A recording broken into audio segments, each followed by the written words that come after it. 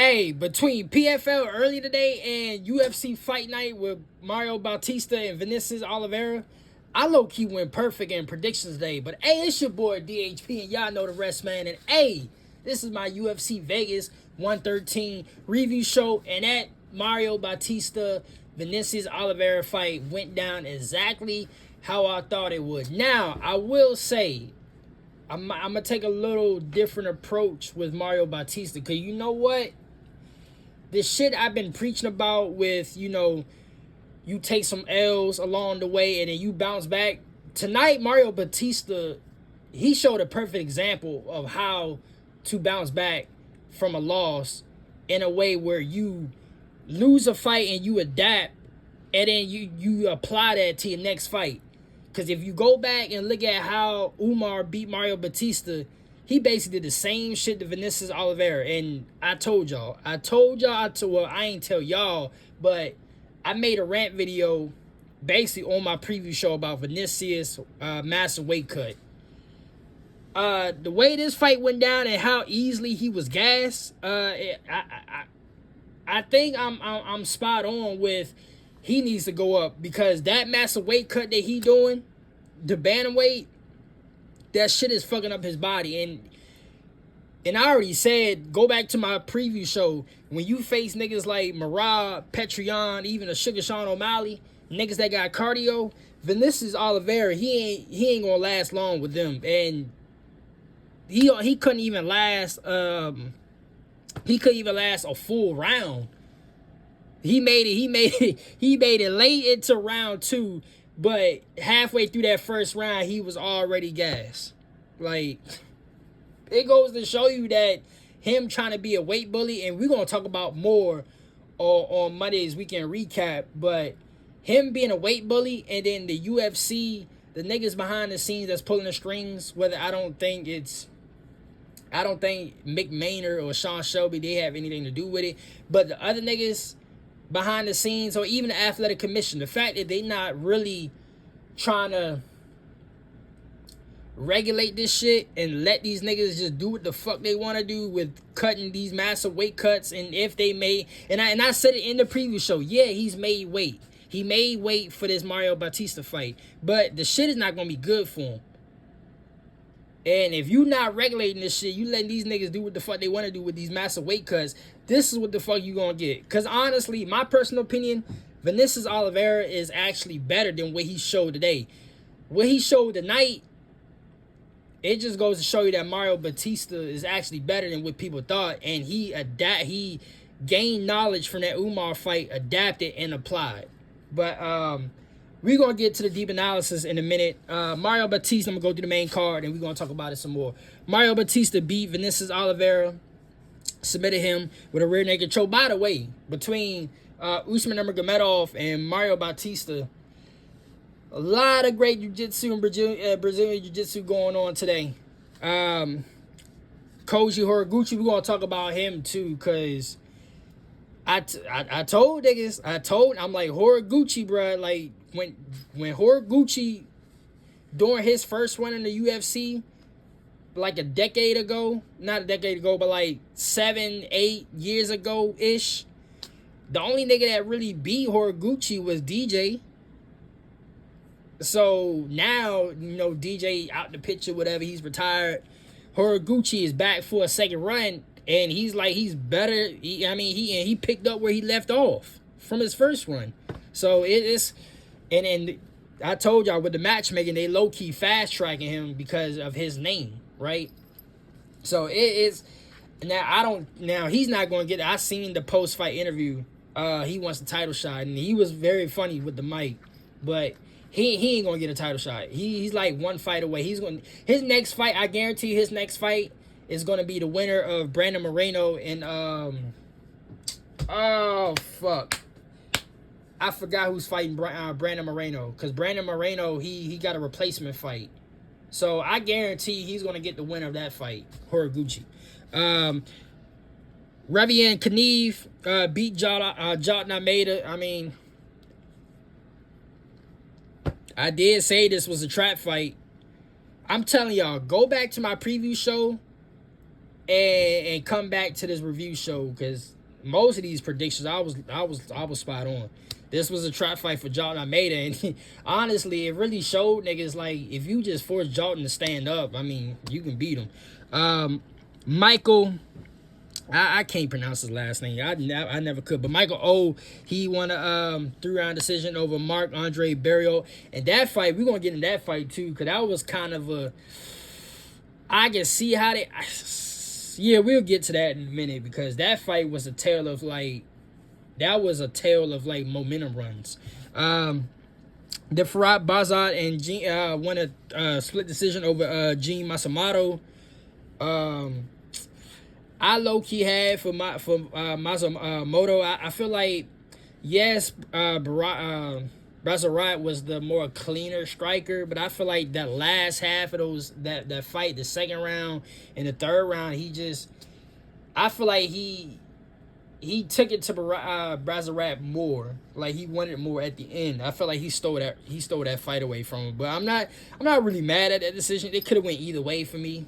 Well, it could have went either way, but for me, I had it Masamoto. And that's just Kobe. Shot the hell out of me in that second round against Julius Walker. But back to Mario Bautista, Vinicius Oliveira. I mean, from the jump. What's crazy about this is, like I said, with him, the way he lost to Umar, it's amazing. It's a perfect example of how to not only bounce back from a loss, but actually gain knowledge. It's the shit I've been saying. I've been preaching in my videos last year with Bo Nickel losing the RDR. Some other niggas lost, and I'm like, more recently, Patty with Justin Gaethje. With you losing to niggas like Gaethje or a fucking RDR, like, you can gain knowledge, and if you have the ability to adapt and harness their skill set and recognize what you did wrong, harness that, and then still do what you do best, but just adapt and adjust accordingly, then your bounce back to success is going to be even greater. And I like, in what I was preaching about Bo Nickel and, Patty Pimblett more recently, this Mario Bautista is the perfect example of how to do that, because his grappling was on point. Even when Vinicius got him down, like later in that first round, he actually got him down. When Mario Bautista tried to trip him up, and Vinicius reverse transition got him on the ground, and then Mario Bautista flipped over into full control. And I'm like, okay. So now Mario Bautista's always been good with his boxing at range and inside in the pocket. But now his grappling is getting better and better and better. And I think they said it on broadcast too, that I read a quote, not a quote, but I read something. It was on one of the Instagram pages or whatever. And he said that Umar fight, he was able to, I think he changed camps or whatever, and he just worked on his ground game after that Umar loss. That's a perfect example. A perfect example of how to just adjust, recognize what you did wrong in that fight, adapt and adjust and harness accordingly. And I mean, from start to finish, I mean, grappling wise, Vinicius didn't even want to get up. He didn't even want to engage. Striking wise, Mario Bautista was just, he dictated the fight from start to finish. Whether it was on the feet, Vinicius kept backing up, and Mario Bautista was at him. Every punch that every somewhat power shot, it wasn't full power, but every semi power shot that Vinicius took stunned him. And it goes back to the fucking weight cut. Like, okay, his chin kind of held up, but the weight cut that he had, it's like, for those that actually fought in competitions, not that I fought in competitions, but I have enrolled in, when I was younger, when I was doing back and forth playing football and shit, I have enrolled in karate classes and jiu-jitsu classes. And let me tell you, those classes, especially jiu-jitsu, when you always rolling this shit, like, you may not notice. And also, I did a little Muay Thai too in the summer. Um, you really don't realize, or how can I say this? I worked on my body and gained more stamina in my, in my fitness program, doing that with Muay Thai, kickboxing, jiu-jitsu than I did with football. And actually, it went hand in hand for me because jiu-jitsu, karate, and Muay Thai, it actually got me better as far as fitness wise and my stamina wise for football. And when you do it, and I see it all the time, I hear about it, and a lot of people, we chat it up half the times in the DMs about their experience and other people's experience. When you have a massive weight cut like that, it really drains the body. And then when you don't rehydrate after you do the weight cut shit like that, if you don't rehydrate good, it definitely fuck up your body. You can see it. Like, everything about Vinicius, he was slow. He couldn't get to his spots, even because, like I said at the top of the video, Vinicius is actually a better fighter than what he showed. But when you going against top level competition like Mario Bautista, never mind what I said about Marab, Petrian, Shikashan, even of course Sanhagen, Mario Bautista in his own right is pretty damn good. And you look slow. You didn't even want to engage against him. So I'm telling you, it's the weight cut. He has to either, if I was Dana and them, I would say, you know what, dog? Nigga, you gotta go up to featherweight. You gotta go up to featherweight or fight at lightweight. Because bantamweight, it ain't it. And especially you was like ranked 11th or something like that. I just did the rankings, but I think you was like ranked 11th. I'm gonna go back and check the pictures, because I got the pictures for the thumbnail and shit for the video. But dog, I mean, what else can I say about the weight cut? I mean, I'm going to get more in depth into it because it goes beyond Vinicius Oliveira. I said in the preview with the Macy Barber situation, it didn't, because it was during that Macy Barber situation, we had like 2 or 3 key fights or key fighters miss weight, like back to back weeks. So it's not just a Vinicius Oliveira thing. It's just his situation is just piled on to all the other situations. And this what happens. When you try to be a weight bully and you try to cut this much weight, this what happens. And when you go against top level competition like Mario Bautista, this is the result you're going to get. So, I mean, it is what it is. At this point, we're going to talk about it more on Monday's weekend recap. But Mario Bautista, hey, he that nigga for real, bro. Like, and I know I felt the way, and I know a lot of other people felt the way about how he fought Jose Aldo. But we gotta give him his flowers. Mario Bautista is that nigga, bro. Like, whether whether we still got sour grapes about that Jose Aldo fight, you gotta give it to the man. The man can not only strike, he's a very technical boxer in his own right. And how he got embarrassed, I wouldn't say embarrassed, but how he got outclassed in the grappling department by Umar in his last fight. He's able to adapt and harness Umar's, I wouldn't say his grappling ability, but more so improve on grappling to well enough to where now he's looking like, with each fight, and the more he keeps adapting, the more he keeps adjusting, and the more he keeps improving his craft, he might be the total package right before our very eyes. So, shout out to Mario Bautista, because this honestly, this was his most dominant win to date. I know he was on that run before the Umar fight, because I think Umar snapped, like, I think he was like on a 6 to 8 fight winning streak or something like that.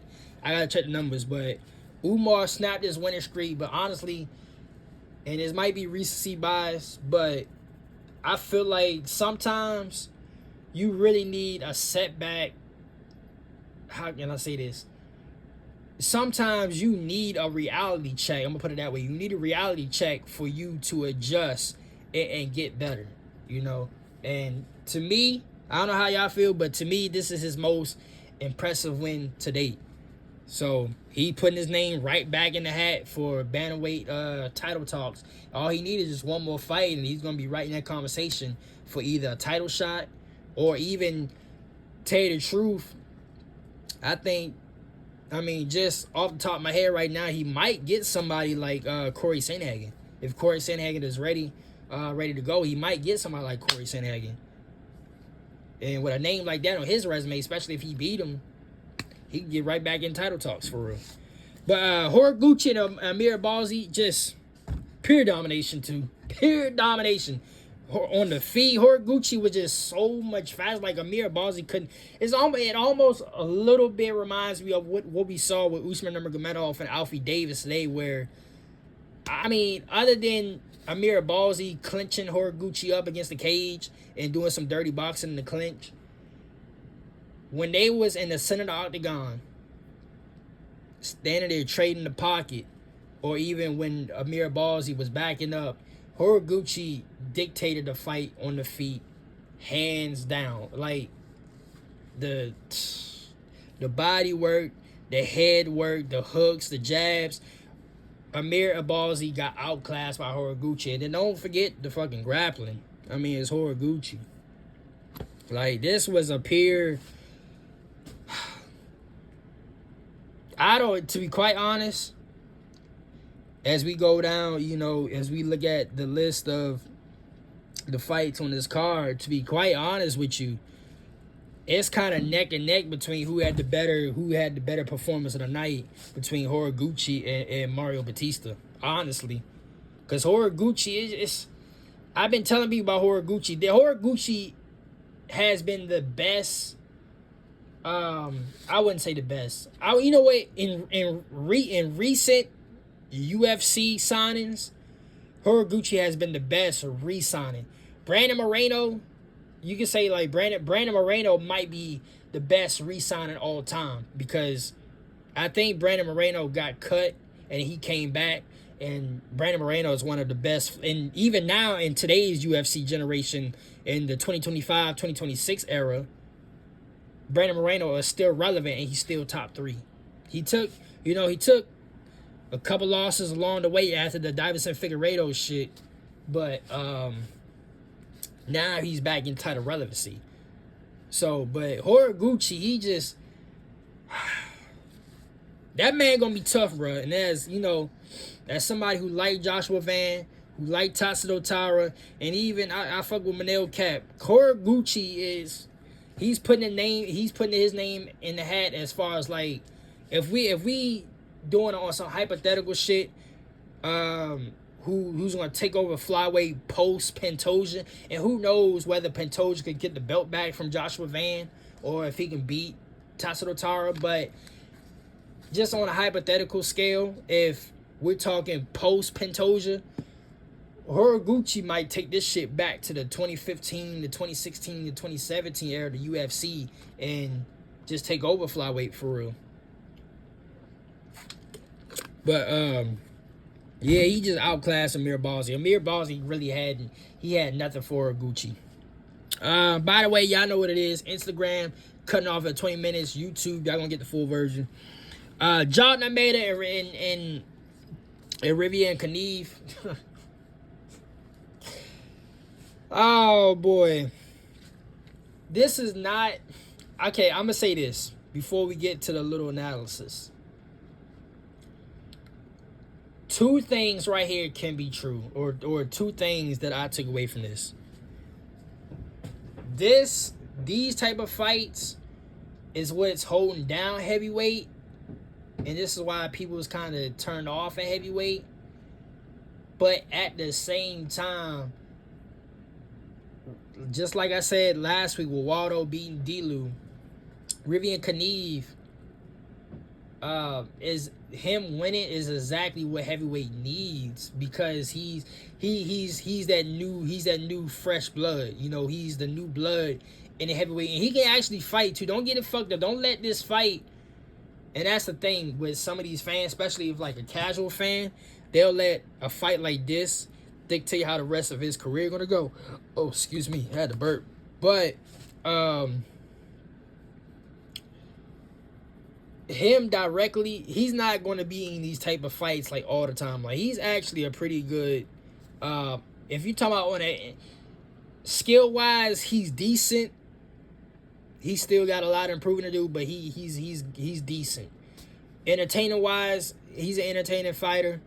I wouldn't say the most entertaining, but for heavyweight sake, he's an entertaining fighter.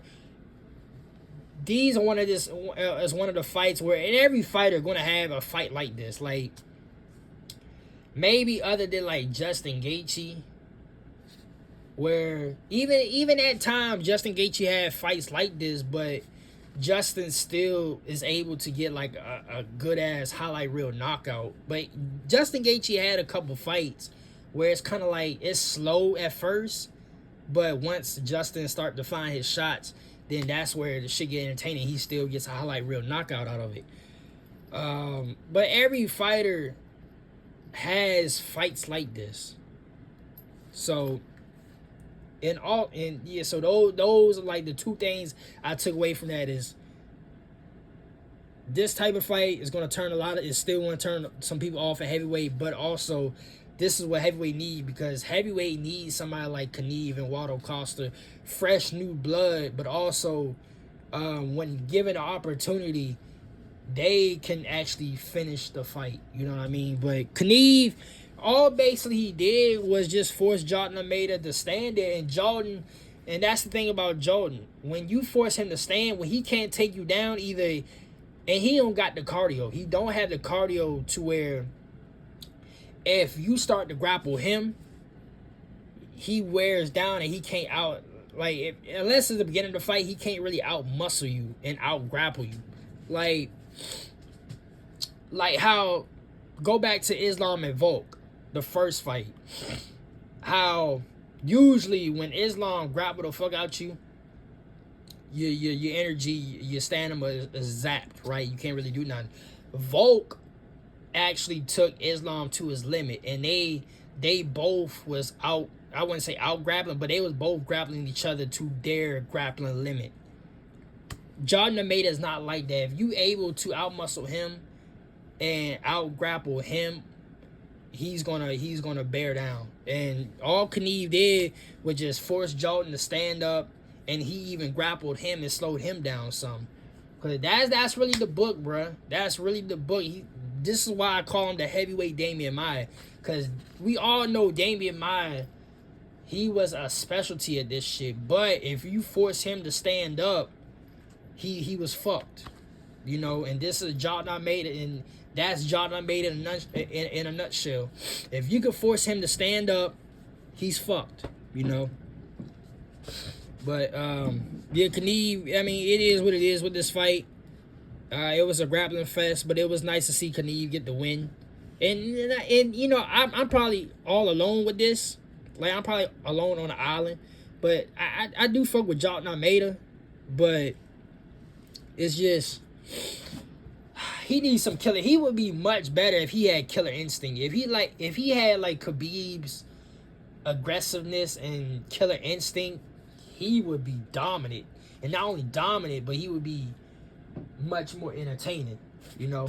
But Kniev beating Jordan Almeida was much needed for heavyweight. Michael O and Marc-Andre Barriault. The first round, it was looking like it was about to be a wash, because Michael with the hook with the left, the straight and the hooks. I mean, Mark couldn't really do nothing in that first round. And you know, when they was exchanging the pocket and even boxing in the range, you know, Michael, he was just hurting Barriault. And then all of a sudden, Barriault, that second round, Barriault had a nice couple power shots that stunned Michael, and you know, and turned the whole fight around. So really, it came down to that third round. I mean, halfway that third round, I was kind of like, Mark can actually steal this fight away, but he just ran out of gas. It really came down to Mark just run out of gas at the end, and Michael doing what he doing with his striking prowess. He was able to do enough in that third round to get the decision. But that was a great fight. I tell you the truth, you could put that in the running for like fight of the night. To be quite honest, but Gene Masamoto and Barat, and this also could be fight of the night too. Now, like I said at the top of the video, Barat was the cleaner striker, but I feel like Masamoto at the end, he just out-hearted Barat, and he kept Barat. I mean, I would say probably Barat, that's how you pronounce his name, Basharat or Barat. Maybe those takedowns at the end. And that's what I feel like Masamoto should have just kept grappling. Because Barat, he was like I say, he was a much more cleaner striker. He couldn't really get on the inside on Barat like the first 2 rounds. So the only success he had was making this shit a dogfight, getting dirty in the clinch, dirty boxing, and then grappling him. But, you know, Barat mixing it with his own takedowns. I feel like the last couple takedowns he had at the end of the 3rd round might have stole that fight back for him. Plus with the cleaner striking, but I don't know that, and I'm not really mad at the decision, but to me, I feel like the last minute and a half, I'm like, I think Masamoto stole the fight back from him, just because he was the one pressing forward. He was tagging Barat, so it's kind of like, you know, it's one of those fights where I would love to go back and rewatch for real. But that was a good fight. Honestly, you can put that between Michael O and Mark and the Masamoto and Barat fight. Those two is probably in the running for fight of the night on the card. And then we go Dustin Jacoby and Julius Walker. I thought this was about to be a wash. The way Julius was, you know, picking Dustin up and slamming him and just out-grappling him in that first round, I thought this shit was going to be a wash. And that second round came and Dustin tagged Julius, and then Julius could never recover from there. And you would have thought Mario Yamasaki was refereeing the fight, because if he dies, he just dies. The ref in that fight, bruh, I think it was Mark Goddard. I want to say it was Mark Goddard. I got to pay attention to more of these refs, because we got to do we're going to do the ref of the year for 2026 like I did for 2025. But, shit.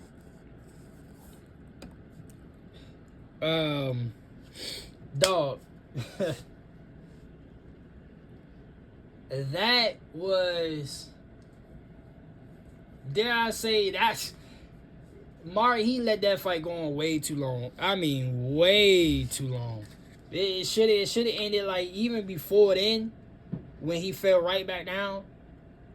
It should have ended like a couple seconds before that. But hey, Dustin, he battled back, bro. He battled back, and I mean that's what it is with Dustin Jacoby though. Because he got the power and he can strike, but it's like, you know, he's more like, to me, he's more like a Neil Magny. Like, he's good, but he ain't really that good where you think, like, okay, yeah, he knocking these niggas out and he winning these fights, but I guarantee you give him, like, a good quality ranked fighter, like not even a top 3, like, 6th through 10th ranked, I mean, he's going to lose, but what's very telling is he is low-key like Neil Magny, because now he's like, for the most knockouts in light heavyweight, he's past Khalil Roundtree Jr. And he's like 2 or 3 away from Chuck Liddell. And Chuck Liddell, as y'all know on my channel, Chuck Liddell is one of my favorite fighters of all time. He's the reason why I got into the UFC. And he's one of the stable mates and poster boy as far as UFC being where it is today. You know, I always said the 3 things that made the UFC pop and going still was Royce Gracie, the fascination of Royce Gracie and the Brazilian Jiu-Jitsu, Stephen Bonner, Forrest Griffin, and then the rise and the prime career of Chuck Liddell. So, and the fact, and it's funny that I mentioned that he's kind of like the Neil Magny light heavyweight, because the nigga's like 2 away from the most knockouts in light heavyweight history to Chuck Liddell, and he's nowhere near the level of fighter of a Chuck Liddell. But he's a good fighter. He's a good fighter. But that concludes this review show. Mario Bautista. Hey, one more win away from now you actually getting to your destination of fighting for the belt. So keep it up, my G. But yeah, man, until my next video, which is the Monday recap, because we're gonna talk about this fight night. And Usman, we're gonna talk about PFL a little bit more with Usman. Yeah, man, until Monday. Apologize niggas later, man.